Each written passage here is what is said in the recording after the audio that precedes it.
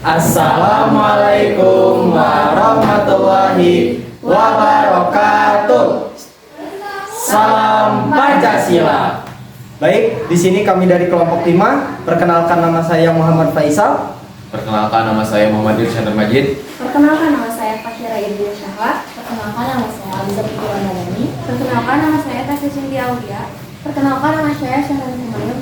Di sini kami akan menjelaskan mengenai konflik ideologi untuk memenuhi tugas PKN dengan guru pembimbing guru kami Ibu Dewi Pursita. Untuk selanjutnya kami tetap saksikan penjelasan kami. Terima kasih. Mata, luka, sengkon, kata, karya, Ersan. Aku, seorang petani Bojong Sari, menghidupi mimpi dengan padi yang ditanam sendiri. Kesederhanaan adalah panutan hidup. Dapat untung dilipat kehidupan. 1974, tanah air yang tercinta, berumur 29 tahun, waktu yang mudah bagi berdirinya suatu negara. Lambang Garuda, dasarnya Pancasila. Undang-Undang 45 merajut banyak sekali peristiwa. Peralihan kepemimpinan yang sangat mendesak. Bung Karno diganti dengan dalih keamanan negara. Pembantaian 6 jenderal, 1 perwira, 6 jam dalam 1 malam. Mati di dalam lubang seperti tak ada dalam perang Mahabharata. Bahkan di sejarah dunia, hanya di sejarah Indonesia. Pemusnahan golongan kiri, PKI wajib bangun. Negara Kesatuan Republik Indonesia telah menetapkan bahwa ideologi negara Indonesia merupakan Pancasila. Dalam ketetapan MPR nomor 18/MPR tahun 1998 disebutkan, Pancasila merupakan dasar negara dan ideologi negara yang tidak bisa digantikan oleh apapun. Dari sana, ideologi Pancasila merupakan satu kesatuan yang kuat dan fondasi dalam membangun suatu negara. Akan tetapi, konflik tidak bisa dicegah. Di sini kami akan menjelaskan banyak sekali studi kasus yang terjadi di negara kita tercinta. Untuk penjelasannya akan dijelaskan oleh rekan-rekan kami selanjutnya. Konflik ideologi menurut Louis Alfred Custer. Konflik ideologi adalah konflik yang terjadi karena adanya perbedaan keyakinan dan pandangan hidup yang mendasar antara individu atau kelompok. Setiap pihak merasa bahwa prinsip dan keyakinannya adalah yang paling benar. Penyebabnya, konflik ini terjadi karena adanya perbedaan cara berpikir, pandangan sistem sosial, perbedaan aturan, dan juga perbedaan tujuan hidup. Dampaknya, karena menyangkut hal yang sangat mendasar, konflik ideologi seringkali sulit diselesaikan, terutama jika tidak ada sikap saling menghargai. Dampak positifnya, namun konflik ideologi juga bisa memberikan manfaat, yaitu mendorong perubahan sosial, memperkuat identitas kelompok, membuka diskusi, lalu menemukan solusi bersama. Nah, jadi perbedaan keyakinan cara berpikir dapat menyebabkan konflik, tetapi jika disikapi dengan bijak, konflik dapat membawa perubahan yang lebih baik. Sekian dan terima kasih. Selanjutnya ada ciri-ciri mengenai konflik ideologi. Yang pertama, perbedaan nilai dan keyakinan dasar. Setiap kelompok pastinya memiliki prinsip, pandangan hidup, atau kepercayaan yang berbeda tentang apa yang dianggap benar atau salah. Lalu yang kedua, fanatisme terhadap ideologi sendiri. Masing-masing pihak menganggap bahwa ideologinya adalah yang paling benar, sehingga mereka sulit untuk menerima pendapat atau pandangan dari orang lain. Lalu yang ketiga, sulit mencapai kompromi. Hal ini berkaitan dengan nilai atau keyakinan dasar, sehingga setiap ada pihak yang berkonflik, mereka cenderung susah untuk mengalah atau bernegosiasi. Lalu yang keempat, munculnya polarisasi kelompok atau pro dan kontra. Masyarakat terpecah belah menjadi beberapa kubu sehingga mereka saling mendukung ideologinya masing-masing. Lalu yang kelima, munculnya pertentangan terbuka. Konflik biasanya terlihat melalui protes, perdebatan, kampanye, atau demonstrasi, atau bentuk penolakan lainnya yang bersifat terbuka. Lalu yang keenam, upaya mengubah atau memengaruhi sistem. Setiap kelompok berusaha untuk mempengaruhi, mengubah kebijakan, aturan, atau sistem sosial politik agar sesuai dengan ideologi yang dianut. Lalu yang ketujuh, terakhir, yaitu munculnya ketegangan sosial. Jika tidak dikelola dengan baik, maka konflik dapat memicu pertikaian, permusuhan, atau bahkan kerusuhan. Terima kasih. Saya akan menjelaskan tentang faktor munculnya konflik. Yang pertama, perbedaan nilai dan keyakinan. Setiap kelompok memiliki pandangan hidup dan prinsip yang berbeda, sehingga terjadi pertentangan tentang apa yang benar. Perbedaan ini membuat kelompok bersikap dan berpikir secara tidak sama sehingga melawan konflik. Yang kedua, fanatisme terhadap ideologi sendiri. Jika merasa paling benar dan tidak mau menghargai perbedaan pendapat, membuat konflik mudah muncul dan sulit diselesaikan. Fanatisme sendiri membuat seseorang enggan untuk menyelesaikan masalah bersama. Yang ketiga, kurangnya toleransi.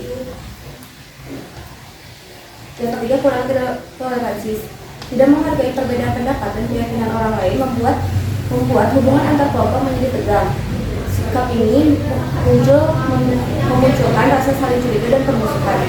Yang keempat, persaingan kekuasaan dan kepentingan politik. Ideologis digunakan untuk mendapatkan dan mempertahankan kekuasaan, sehingga terjadi pertentangan antara beberapa pihak. Akibatnya, ideologi semakin dipertajam untuk masalah tertentu.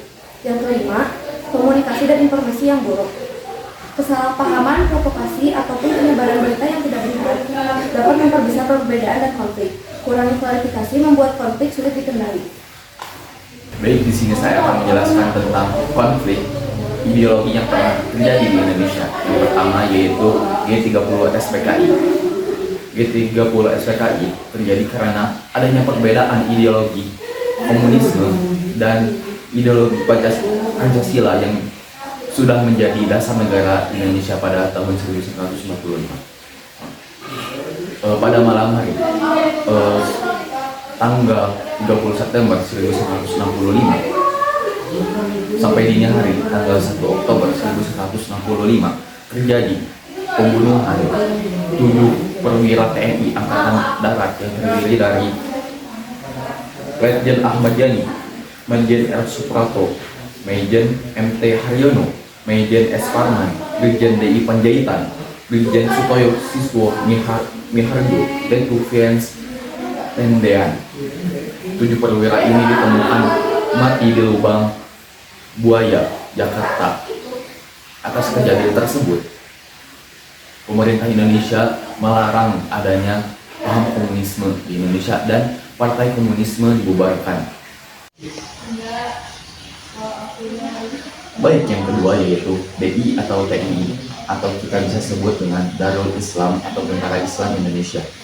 Kelompok ini ingin menjadikan Indonesia sebagai negara yang berdasarkan syariat Islam. Padahal Indonesia sudah menetapkan Pancasila sebagai ideologi negara dan dasar negara. Atas perbedaan ideologi tersebut, muncullah konflik-konflik di berbagai daerah seperti di Aceh, Jawa Barat, Jawa Tengah, dan Sulawesi Selatan.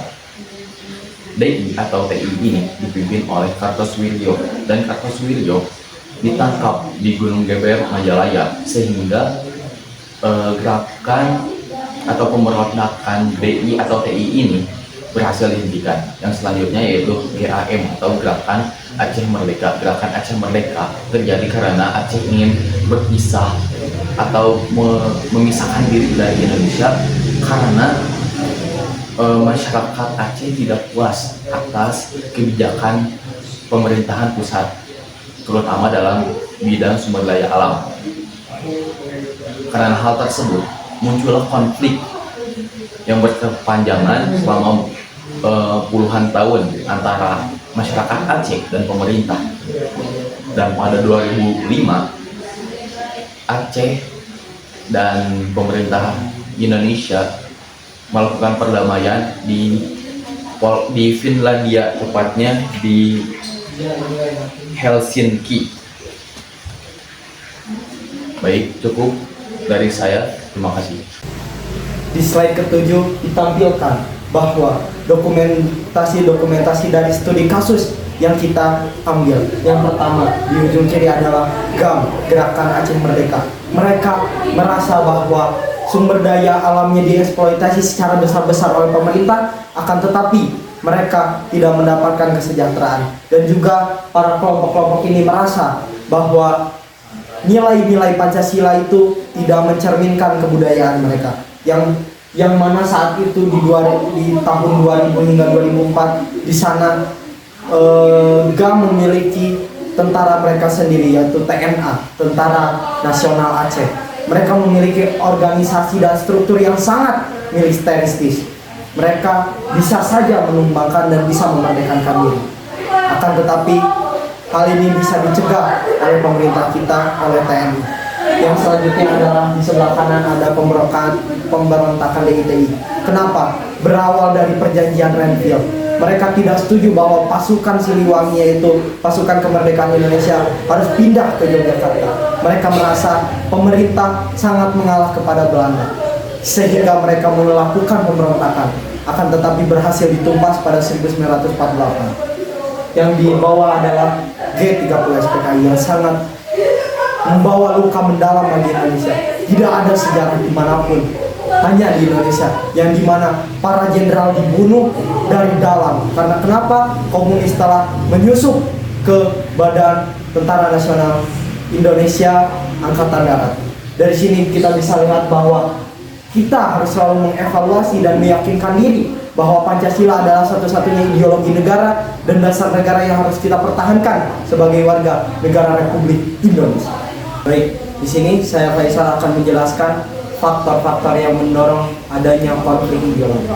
Pertama, yaitu perbedaan ideologi dan dasar negara. Tiap wilayah, tiap daerah memiliki nilai-nilai yang berbeda.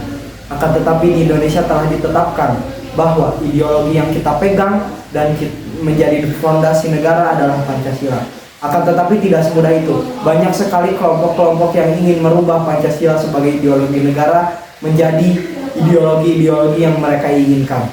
Studi kasus pada G30 SPKI. Pada G30 SPKI berawal mula dari paham komunisme yang masuk ke Indonesia dan membentuk suatu partai. Di sana para komunis ingin membangun angkatan bersenjata kelima, yaitu buruh dan tani. Akan tetapi negara menolaknya karena tidak sesuai dengan ideologi kita, yaitu Pancasila. Karena di saat itu terombang-ambingnya ideologi, maka terjadilah pemberontakan yang dimana 6 jenderal 1 perwira dibunuh oleh para komunis. Karena apa? Karena perbedaan ideologi itu. Yang faktor kedua adalah faktor kekuasaan politik. Orang-orang tertentu pada daerah tertentu ingin sekali berebut akan kekuasaan politik. Kenapa? Karena mereka ingin menjalankan ideologi yang menurut mereka benar. Faktanya di Indonesia ini telah ada ideologi yang sangat bisa dipakai oleh seluruh kalangan, yaitu Pancasila. Akan tetapi banyak sekali studi kasusnya pada saat DITI, GAM, dan juga G30 SPKI. Kelompok-kelompok ini ingin merubah Pancasila menjadi ideologi mereka, seperti ideologi Islam, yang selanjutnya ideologi komunis, dan lain-lain. Hal itu membuat konflik semakin besar. Di Indonesia ini juga faktor yang ketiga adalah ketidakpuasan dengan kebijakan pemerintah. Bisa kita lihat bahwa pembangunan di Indonesia belum sama sekali merata. Kenapa? Karena pemerintah hanya bisa fokus di satu wilayah. Hal itu yang menjadi evaluasi bagi pemerintah. Nah, hal itu merupakan faktor pendorong yang menjadikan adanya konflik ideologi. Karena mereka tidak puas dengan kebijakan pemerintah, aspirasi mereka tidak didengar, maka ada satu kelompok yang membawa suatu janji, membawa suatu ideologi yang bisa meruntuhkan Indonesia dan dan mereka berharap bisa menggantikan ideologi yang ada di Indonesia ini. Yang keempat, pembagian sumber daya dan juga ketimpangan ekonomi. Hal itu merupakan faktor yang sangat besar, faktor yang sangat bisa memecah belah bangsa ini. Kenapa? Bisa kita lihat di Papua sana, di Kalimantan sana. Mereka sumber daya alamnya sangat-sangat dibutuhkan, akan tetapi warga-warganya tidak tercukupi sama sekali. Hal itu membuat pemberontakan karena mereka berpikir bahwa itu adalah tanah mereka dan mereka tidak mendapatkan apa-apa selain eksploitasi SDA-nya. Yang terakhir adalah intoleransi dan fanatisme.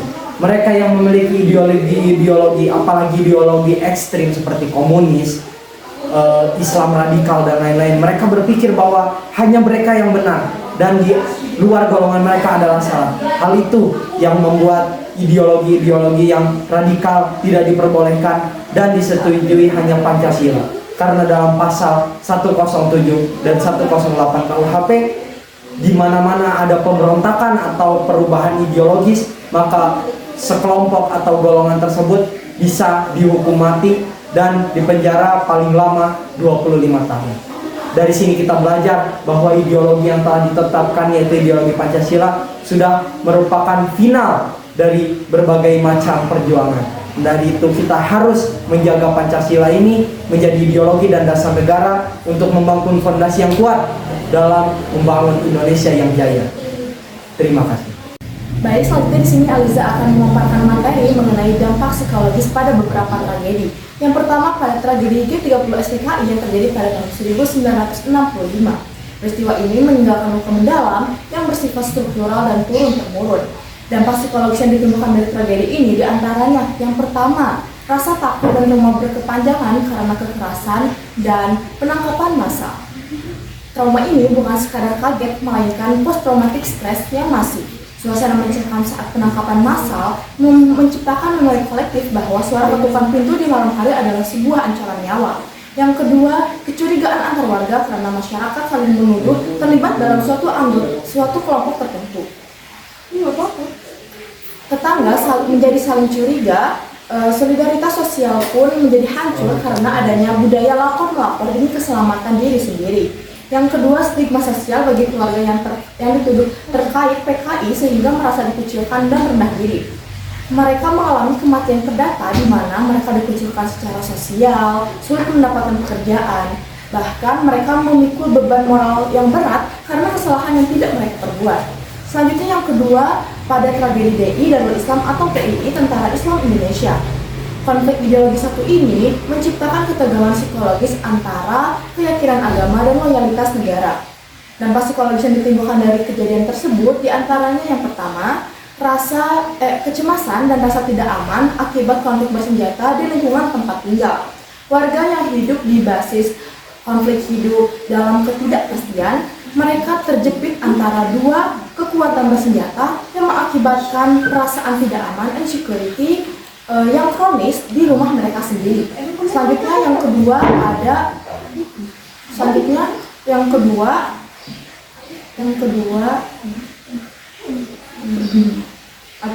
lanjutin aja. Jeda dulu. Emang kamu kiranya berapa kali?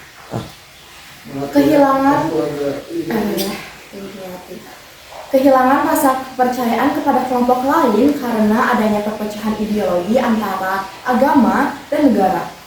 Nah, orang menjadi bingung mana yang benar antara keyakinan pada suatu paham agama tertentu atau kesetiaan pada negara. Ini tentu menciptakan kebingungan dan hilangnya rasa persatuan. Selanjutnya yang ketiga, kesedihan dan stres akibat kehilangan anggota keluarga atau tempat tinggal. Selain kehilangan nyawa anggota keluarga, banyak warga yang kehilangan harta benda atau tempat tinggal yang dibakar atau dirusak akibat perang. Ini menciptakan stres pasca trauma yang sulit disembuhkan tanpa adanya rekonsiliasi. Selanjutnya yang ketiga, pada tragedi Gerakan Aceh Merdeka atau GAM. Nah, pada konflik ini meninggalkan jejak psikologis yang spesifik pada ketahanan mental masyarakatnya. Nah, dampak psikologis yang ditimbulkan diantaranya yang pertama, rasa trauma perang akibat seringkali melihat bentrokan antara aparat dan kelompok bersenjata. Generasi yang tumbuh di masa konflik sudah terbiasa melihat senjata, mendengar bunyi-bunyi tembakan, bahkan menyaksikan bentrokan fisik secara langsung. Hal ini menyebabkan adanya desensitisasi atau mati rasa akibat kekerasan atau sebaliknya, ketakutan yang ekstrim terhadap aparat dan kelompok bersenjata. Selanjutnya untuk poin kedua dan ketiga akan dilanjutkan oleh rekan saya yaitu Fahira. Selanjutnya ada dampak psikologis terhadap anak dan remaja. Masa kecil yang seharusnya dipenuhi dengan dunia permainan tetapi berubah menjadi ketakutan. Hal ini dapat menghambat tumbuh kembang mental anak sehingga mereka dapat depresi, lalu juga hilangnya harapan untuk masa depan yang damai. Selanjutnya ada hambatan rekonsiliasi, yaitu rasa dendam atau kekecewaan sosial terhadap kekerasan di masa lalu yang tidak akan bisa hilang begitu saja meskipun sudah ada perjanjian damai yang sudah ditandatangani. Luka batin ini mempunyai proses penyembuhan yang panjang sehingga pihak tersebut bisa benar-benar berbaur dengan masyarakat sekitar tanpa adanya rasa curiga. Terima kasih. Terima kasih atas perhatiannya. Mohon maaf bila ada kesalahan. Wassalamualaikum.